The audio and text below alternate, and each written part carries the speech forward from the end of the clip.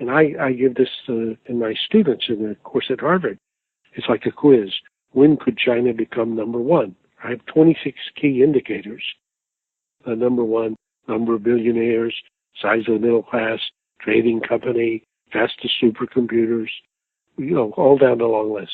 Students say 2030 for some of them and 2040 for others. Others say not in my lifetime. Then I show them a second chart, headline of which is already. So all these things have already happened.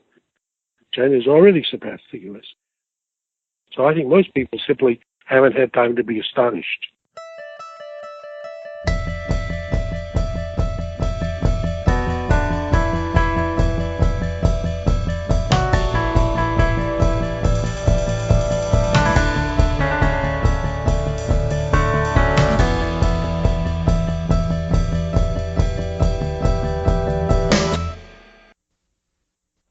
Dr. Graham Allison is the director of Harvard Kennedy School's Belfer Center for Science and International Affairs.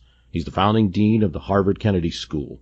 Dr. Allison has served as Assistant Secretary of Defense and advised Secretaries of Defense under every president, from Reagan to Obama. He is the author of Destined for War, Can America and China Escape Thucydides' Trap? And he joins me on the program today. Dr. Allison, welcome and thanks for joining us. Thank you for having me.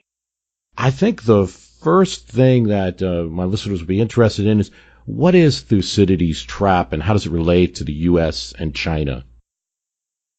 Well, Thucydides' trap is the dangerous dynamic that occurs when a rising power, like China, threatens to displace a ruling power, like the U.S. And I think it provides the best lens available for us today in trying to look beneath or through the noise and the news of the day to what's actually driving relations between the U.S. and China. So the idea was captured for us by Thucydides, who's really the father of history, in the first history book, his book on the Peloponnesian War, where he wrote about Athens and Sparta. But this is a storyline that's as old as history itself. And in this book, I look at the last 500 years. I find 16 cases when a rising power threatens to displace a ruling power. 12 of them end in war, 4 of them in not war. So to say that under these circumstances war is inevitable would be wrong, mistaken, but to say that it would be likely would not be. Mm-hmm. And these are situations where there's an established power, and say one example is the Dutch Empire, and then a rising power such as the British and their desire to create a navy and rule the oceans at that time. Exactly. Or probably the classic case, in addition to Thucydides' case of Athens and Sparta, is the rise of Germany and the impact on Britain and the British Empire, which was the driver that allowed the assassination of an archduke in 1914 to produce a war that basically burned down all the houses of Europe. And it's interesting, and perhaps we could spend a moment there before we got into the U.S. and China, because it's probably a good example for people to grab onto, because they're familiar with the rise of Germany and its rivalry with Britain, maybe more than some of the other examples. It was said during World War I, or the run-up to it, that the German minister said to the British one, you're going to war over a piece of paper. But you can see that there was probably a lot more behind it, and the sense of honor and just the economic and power rivalry that was going on between Germany trying to rise and become a powerful nation, and Britain saying, thank you very much, we like you right where you are. I think you're right on target. So basically, it's a very normal story. A rising power like Germany. So Germany gets unified to become a unified country in 1870-71. It's about half the GDP of Britain. Britain has been ruling the world, the waves. It's an empire in which the sun never sets. So the British, a little island, are controlling Canada, India, South Africa. So from 1870 to 1900, Germany becomes to be equal to GDP of Britain. By 1914, is a quarter larger, begins building a navy.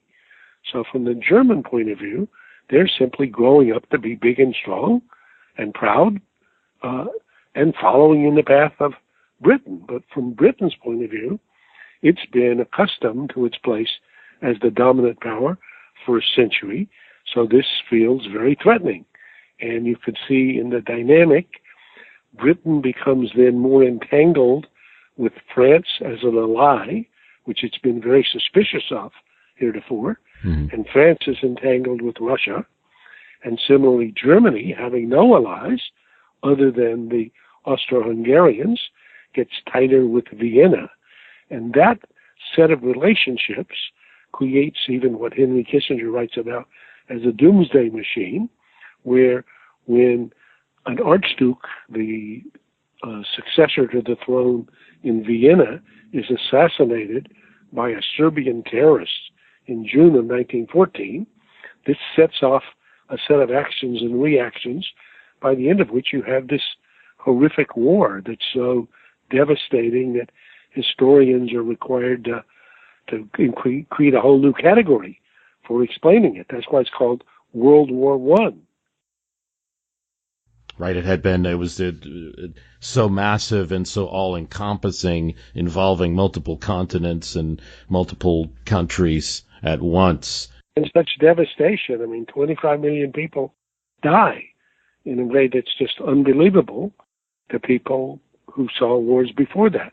And then, for those of us who remember World War II, again, just 20 years later, 50 million people are killed. So there were great power wars that were so devastating, they really defined the 20th century.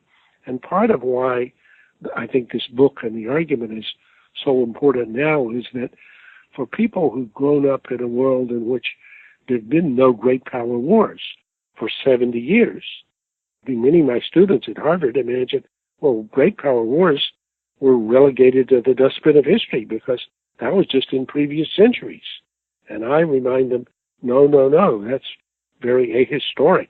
In fact, John Gaddis's excellent essay about the long peace reminds us that these 7 decades without war are historically anomalous and are a great achievement of the ruling power, the U.S., in creating an international order that's now, certainly in the Asian front, being challenged by a rising China. And you talk about that, and one of the points that you make in the book is that 2014, 2015, China surpassed the GDP of the United States. It was an event that received news attention, but it's not in the forefront of every mind in America. And probably there's a good deal of Americans who think we have the largest economy still, and at all times. And but that's an example of how China is our rival in many ways. And this is a situation that you find analogous to these other historic examples and could be dangerous. Absolutely. I think that when I give a presentation about this, I say, what has been the geopolitical event of the last 25 years, the last generation? And it's the spectacular, meteoric rise of China from basically nowhere to everywhere. So China has become a rival of the U.S. and even surpassed the U.S. in many, many arenas, including, as you say, as the world's largest GDP, measured by the best single yardstick, which is purchasing power parity. So I think many Americans are in denial about this. I mean, it's all happened so fast. In fact, I quote the former Czech president Václav Havel, who's got this great line. He says, things have happened so fast, we haven't even yet had time to be astonished. And I think if you look and see what's actually happened, and I have a pretty good chapter on this, on the rise of China in the book, it's just spectacular. And I give this in my students in the course at Harvard. It's like a quiz. When could China become number one? I have 26 key indicators. Number one, number of billionaires, size of the middle class, trading company, fastest supercomputers, all down the long list. Students say 2030 for some of them and 2040 for others. Others say not in my lifetime. Then I show them a second chart, the headline of which is already. So all these things have already happened. China has already surpassed the U.S. So I think most people simply haven't had time to be astonished. And I think that if we go back to the 1980s, when I was younger, I was in my high school years, the threat was Japan. The economic threat, at least, was Japan. And China was not even on the radar. Absolutely. I mean, you have this crazy thing where when I was a kid in North Carolina, my mother would say, eat all the food on your plate because think of the starving Chinese. Now the Chinese have a middle class that's half again bigger than the U.S. Right, they're able to put food on the plate and probably made the food in a lot of cases. But it also, we might be slightly in denial too. On the other end, even someone who sees the growth of China might see Trump and the leader of China sitting together and say, well, we're two countries at peace, so even though they're a large rival, there's no problem. There's no threat from China. It's just a peaceful business partner. Well, we can certainly say that and hope that. And I think that the good news is that there's nobody in China that matters who thinks war with the U.S. would be a good idea. So the Chinese are not threatening in that sense. They don't have an ideology that requires them to, conquer us the way the communists did with the Soviet Union. And similarly, there's nobody in the Pentagon who thinks that war with China would be a good idea. And anybody who proposed that, people would say he's lunatic, because nuclear weapons and the nuclear arsenals that both the U.S. and China have would make war potentially catastrophic for both countries. In addition, we have very entangled economies. So there are a lot of reasons why war between the U.S. and China would be foolish. On the other hand, we should remember in 1950, North Korea dragged China and the U.S. into a war between the two that neither of them wanted. So how can a little country drag two big countries somewhere where they don't want to be? And the answer is, again, go back and think about 1914. Did Britain and Germany want a war with each other? And the war they got? No, absolutely not. If they had been given a chance for a do-over after the war in 1918, no one of the leaders would have made the choices that he made. But they did, and the war came. So I think what I worry about in the current situation is not that China will wake up, Xi Jinping one day and think, oh, I think this is a good day for a war with the U.S. Absolutely not. Or vice versa. That the U.S. Trump would say, let's attack the Chinese. No. But what could happen is North Korea could just try to test more ICBMs to deliver nuclear warheads against the West Coast. And Trump could attack North Korea to prevent it doing that. And if he did so, it's quite possible, indeed even likely, that there'll be a second Korean War. And in the first Korean War, the U.S. was just about, then we basically remember what happened, 1950, 5 years after the end of World War II. North Korea attacked South Korea out of the blue, almost captured the whole peninsula. The U.S. came to the rescue just at the last minute, pushed the North Koreans right back up the peninsula, and was about to unify the whole country under the control of Seoul, going right up to the border of China. And then, out of the blue, the Chinese entered the war and pushed us right back down the peninsula to the 38th parallel, where the war had begun and where the armistice line is now. So basically, the Chinese think they've demonstrated in 1950, up to the Korean War that ended in 1953, that they're not going to have a unified Korea that's a military ally of the U.S. on their border. That was settled, they think, in the first Korean War. And so I think it would be crazy to imagine another war between the U.S. and China. But I think it could happen, not because somebody wanted it, but because the Americans didn't want to have a North Korea that could launch nuclear weapons against the West Coast. That makes good sense to me. And the Chinese could not have wanted to have a unified Korea that was an American military ally on their border, which makes very good sense from their point of view. Are there other areas of tension? I mean, of course, Taiwan comes up all the time, and perhaps even I have heard of some displeasure with some of the Southeast nations, say Vietnam, Indonesia, perhaps a little bit of rivalry there over control of islands and trade and that sort of thing. Are these other areas where perhaps this rivalry could manifest itself, or is it cyber war? Is it satellites, things like that? Yeah. Well, I think in the book I have a chapter called "From Here to War," which I sketch 5 scenarios that get from where we are right now to a war between the U.S. and China that nobody wanted, and get there without any long steps. So every one of them is a very short step from where we are to the next event. After Korea, which is the most dangerous, I would say the next most dangerous is probably Taiwan, where as you get an increasingly authoritarian and repressive government in China, people in Taiwan are less and less enthusiastic about being part of that system. So the inclinations towards wanting to be a more independent country in Taiwan are stronger today than they were a decade ago, and will get stronger.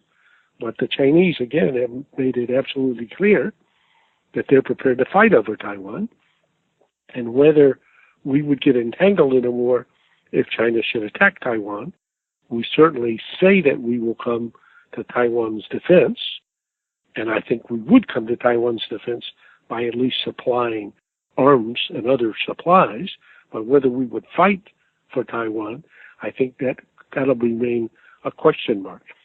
There's in addition the events in the South China Sea and the East China Sea that happen every day, where you could have a collision between an American warship and a Chinese ship that was accidental, that then, as I point out in the book, escalates, in which each goes tit for tat.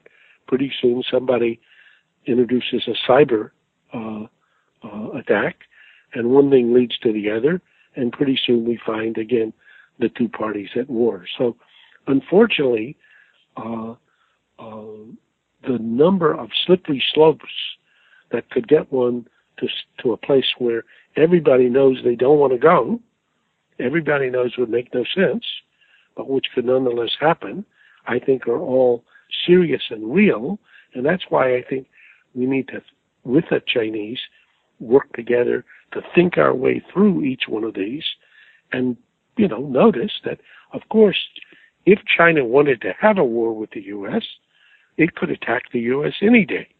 And if the U.S. wanted a war with China, we could attack China any day. But neither of us do, because neither of us want such a thing. That doesn't mean that something bad couldn't happen.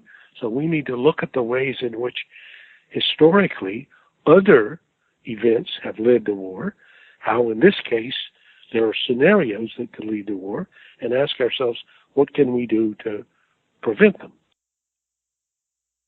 I'm a reminder that I'm speaking with Dr. Graham Allison, and his book is Destined for War: Can America and China Escape Thucydides' Trap? And it's interesting to talk to you about this topic, and I'm sure a lot of people will be wondering, well, we're talking about China. Why not Russia? Because it seems like in every day, Russia is in the news, particularly because of President Trump and the whole controversy there. Do they have a role in this? Well, that's a very good question. So I would say yes. I think from the Russian point of view, they would prefer we and the Chinese look at each other. From the Chinese point of view, I was in Beijing just 2.5 weeks ago, they would prefer the U.S. spend more time thinking about Russia and less time thinking about them. So in that sense, there's a little bit of competition there. The other element is most, again, of the Western press misses it, But the relationship between China and Russia today is very thick. The two countries are really quite aligned, and the relationship between the two leaders, Putin and Xi Jinping, is very tight. So when Xi Jinping became president in 2012, the first foreign trip he took was to Moscow. Every time Xi Jinping has an event in China, the first foreign leader to pop up to talk right after him is Putin. Right before the recent G20 meeting in Germany, Xi Jinping went first to Russia to meet with Putin. They coordinate their positions before they go, to the G20 meeting. So this relationship is quite tight, and I think is relevant as we try to think about the Thucydidean dynamic, because in principle, what one would wish would be a Russia that would be more aligned with the U.S. to create a more powerful correlation of forces on our side of the table that China would have to adapt to. But in fact, because the U.S. relationship with Russia is so spoiled, and the Chinese-Russian relationship is fairly cooperative, the Russian weight, in effect, is on the Chinese side of the balance. It's interesting, and in your book, as you reference, you have a table that contains the history of various political establishment countries and their rising power and the outcome. And it is true that of 16 cases, most of them did result in war. So I kind of understand, because it's very common in history, and sometimes even, and this is a program where we talk about history and apply it to politics, sometimes you come up with models, for instance, and it's a little bit different, but it's a similar prediction model that, every 4 years, a president in the first term or their second term, midterm, will lose seats in the party in the House, and you'll enter situations where it's like, no, it's not going to happen this year. It doesn't look like it, but you're yet faced with a stark historical model, and it's hard to argue with the history. And you definitely see it here. Many rivalries between France and Great Britain, many wars there. And the Habsburgs and the French, the Habsburgs and the Ottomans, the Dutch Republic in England, United States and Japan, and so many of them leading to war. But one of the examples that's a positive example is the Cold War. You served as an advisor to Secretary of Defense during the Reagan administration, so you witnessed perhaps some of that success. Sure, I count myself as an old Cold Warrior or Cold War veteran. Mm-hmm. I served with enthusiasm in the Reagan administration for Secretary Weinberger, where I was his civilian advisor. And Reagan was very intent in the Cold War that we were facing what he called the evil empire. I think that was correct. And that our objective was to defeat it, which is what ultimately happened. But Reagan had this other line that he was equally attached to, in which he reminded people a nuclear war with the Soviet Union could never be won and must therefore never be fought. So in the Cold War, what was invented was a remarkable strategy for competition on all dimensions, by all means, except bombs and bullets killing each other in large numbers. Mm-hmm. So I think from the Cold War lessons, we have a number of clues that could be applied as we try to think about the U.S.-China competition. And I think most Americans should be proud, if they go back and look at the history, of how remarkable this Cold War strategy was.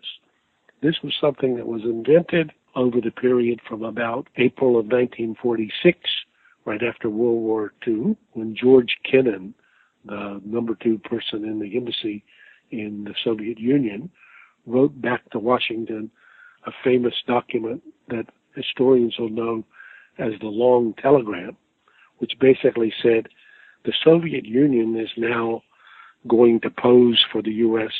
an existential threat, even more severe than the threat posed by the Nazis, which was not a message that people wanted to hear in Washington just a year after World War II, when we were exhausted from war. But basically that triggered a conversation in which over the next 4 years, George Marshall and Vandenberg, the famous Republican head of the Foreign Relations Committee, and Atchison and Mitzi produced a document, produced a framework that became a Cold War strategy. That was the framework that I worked within in the Reagan administration, and that we pursued and persisted with until basically the Soviet Union finally capitulated. And it did under Reagan's watch. And first of all, did you work with him? Did you get a chance to work with the president personally? I did on several occasions, but mainly and only in a subordinate role, working for the Secretary of Defense, Cap Weinberger. But Weinberger was a very close associate of President Reagan, because Weinberger had been his budget chief when Reagan was governor in California. So they had a close personal relationship. And Weinberger would occasionally bring me to a meeting with Reagan, but I never had a meeting with him, only by myself.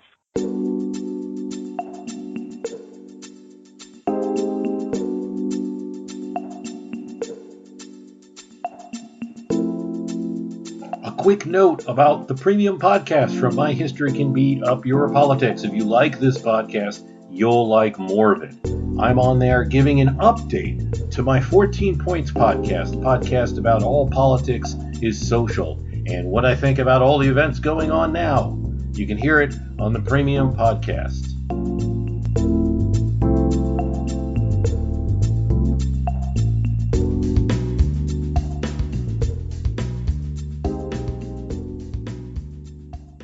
Do you think that if someone else were in the White House at that time other than him, that the Cold War would have ended when it did? Oh, that's a great question. So with another colleague, Neil Ferguson, we last year or the year before launched a applied history project here at Harvard, which we're still pursuing vigorously. And actually this book is an example of the products. But one of the elements of this is trying to be more systematic in asking the question, what if, which is just a question you asked. This requires thinking about, hypotheticals and counterfactuals. But I think as between Reagan and Gorbachev, the most crucial variable was a Gorbachev who strangely came to power in a system that shouldn't have tolerated anybody like him, and who then had what ultimately turned out to be illusions about the notion that one could have a freedom of thought and expression and the restructuring of the economy and still keep monopoly control of the politics by the Communist Party. So basically, Gorbachev became a historic figure by accomplishing something that he never set out to or intended. That's right. Which was the collapse of the Soviet state. Now, Reagan, I think, also played, though, a crucial role in being prepared to call things the way he saw them, namely and often with quite hot rhetoric about the evil empire, and basically reminding people that this whole concept of a Soviet socialist new man who overcame the story of nationalism and who was going to command people's behavior, as opposed to the incentives of a market economy, and who was prepared to dominate there politically, was cockamamie. And Reagan basically, I think, helped remind people that the whole system was built of a house of cards that would and should collapse. It was, of course, hollowing itself out because it was, just as he said, a system that made no sense. But I think his willingness to challenge it rhetorically, and also, and the part that I worked on hardest, to build up our defenses to a point that it was clear there was no way an economy that by then we knew was much weaker than ours was going to have a bigger and stronger military than we were. The answer was no. Whatever it took, we were prepared to do it. And I think the combination of those helped persuade people like Gorbachev and his advisors that they couldn't continue the strategy they had been pursuing, and that then helped with the unraveling. And are there lessons there for future policymakers in the potential conflict with the U.S. and China? Just to throw out one element that I think always seems crucial in the Cold War discussion, as opposed to, say, the example of World War I, where too little of it happened, is communication and the ability to talk, the setup of the national security cables and the setup of various liaisons between ambassadors and the tunnel that under the White House and things like that. Sure. Visiting ambassadors face to face, and then of course Reagan and Gorbachev meeting, where you just felt good that if these two leaders were talking in the woods, that we weren't going to have war. Whereas in some of the past examples, there wasn't as much communication, or the communication was, as in the case of, say, like the Chamberlain-Hitler dynamic, that just the personnel wasn't there to make it happen in the right way. That's a very good point. I think that we tend to underestimate the significance of the communication, and there's been a tendency in American politics, actually, to think that when we want to punish somebody, we'll just not talk to them. So part of actually what Obama did after Putin's Russia, went into Ukraine and annexed Crimea and destabilized eastern Ukraine, is basically say, let's cut off communication with them. And what had previously been pretty extensive conversations at between Secretary of Defense and the counterpart, Chairman of the JCS and the counterpart, European commander and the counterpart, became virtually no communication. And the Chinese often, when they don't like something we've done, will cut off communication with the U.S. And often even Republicans would do this or try to do this for Reagan. And Reagan would explain to his Republican colleagues, wait a minute, the way that I persuade them is by talking to them and communicating with them. And George Shultz, the Secretary of State for Reagan, was so good at this that at one stage, Gorbachev actually said to him, I think you understand better what we could do than I do. So what suggestions do you have about? So I think, again, that was that diplomacy managed a set of relationships and a quality of communication that made it possible to both avoid some dangers, but also to advance our purposes. Sure. The other, if I could mention one other thing, I think the biggest takeaway from the Cold War story, I think, for the current U.S.-China competition is that what happens inside your border ultimately matters at least as much as what happens between you and any competitor. So in the Cold War case, it was the case that a command and control economy and an authoritarian or even totalitarian system failed internally. If it had been the case that the Soviet economy that was surging in the 1950s and 60s had overtaken the U.S. and become bigger than the U.S. and was more successful than our market economy and democracy, then this would have been a very different story. But lo and behold, it was a cockamamie system, and it failed.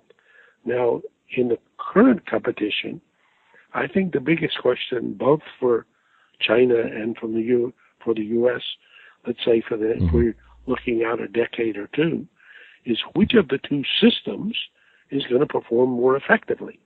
And I say in the conclusion of the book that if you imagine an adult supervisor sitting down with Xi Jinping and Trump at Mar-a-Lago and saying to them, guys, let me point out to you, each of you has huge problems at home, just inside your own border, starting with the question whether you're capable of governing yourself, your own society.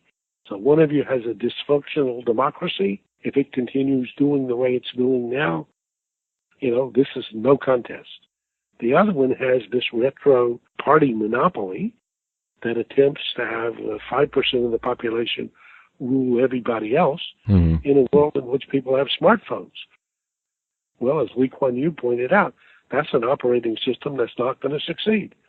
So each of you have huge problems at home, and unless you can resolve those problems, you're not going to be successful in terms of your international posture.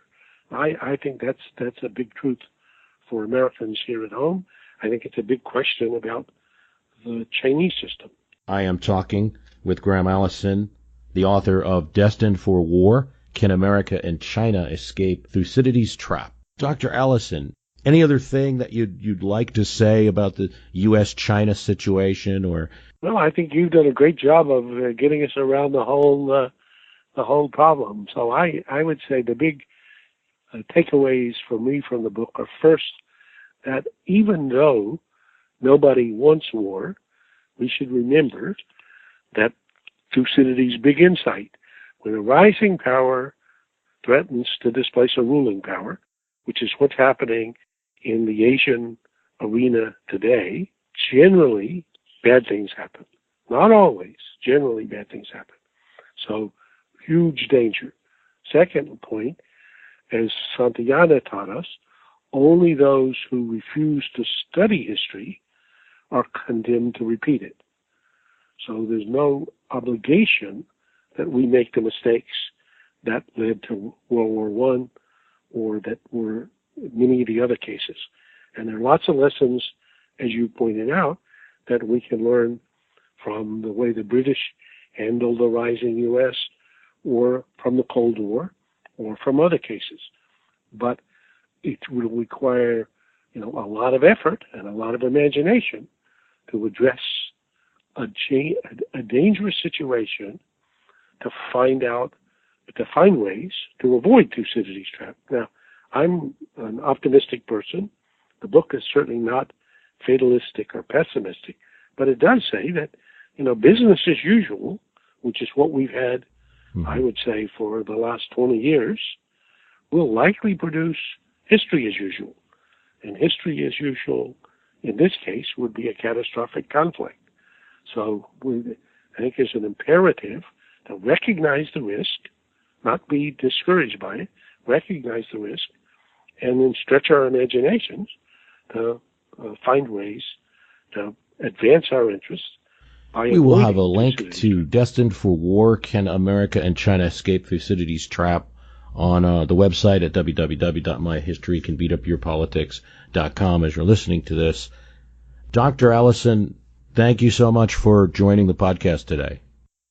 Thank you for having me, and thanks for such an interesting conversation for me. Thank you. You're welcome. I certainly want to thank Dr. Graham Allison for appearing on My History Can Beat Up Your Politics to talk to somebody who's been involved in so many administrations, including the Reagan administration on defense, and really get their view.